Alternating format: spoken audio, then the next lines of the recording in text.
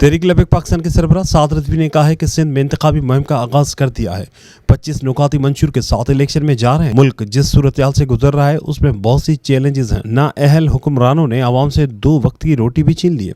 हैदराबाद में workers convention से खिताब करते हुए साद रिजवी ने मजीद कहा कि हमारे मुल्क में सदारती कभी जमहूरी और कभी डिक्टेटर मुसल्लत किए जाते हैं और कभी बैरून मुल्क जायदादें रखने वालों को यहाँ लाकर हुक्मरान बनाया जाता है। पाकिस्तान आज़ाद रियासत है, उसको दबाने की कोशिश की जा रही है।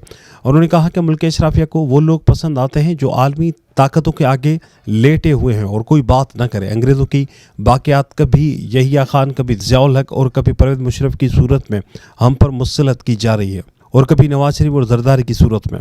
उन्होंने कहा कि मुल्क में दहशतगर्दी, मुआशी अदम इस्तेकाम समेत दीगर चैलेंजेस दरपेश हैं। नाअहल हुक्मरानों ने गरीब अवाम को 2 वक्त की रोटी से भी महरूम कर दिया है।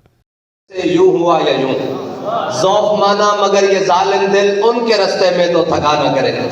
हमारी मंजिल बड़ी दूर है और हमने उस मंजिल तक जाना है और उस मंजिल को पाना है जिसका ख्वाब हमारे बड़ों ने देखा था कि एक अलग रियासत होगी, उस रियासत के अंदर इस्लाम का निज़ाम होगा और हम अपने तशख़्ख़ुस के साथ वहाँ जिएंगे और अपना निज़ाम चलाएंगे और पूरी दुनिया को ये बावर कराएंगे कि हम हैं वो मोहम्मद अरबी के ग़ुलाम जो दुनिया की इमामत करना भी जानते हैं, दुनिया को अमन देना भी जानते हैं, दुनिया को इज़्ज़त देना भी जानते हैं और तमाम अक़वाम आलम को इकट्ठा रखना भी जानते हैं।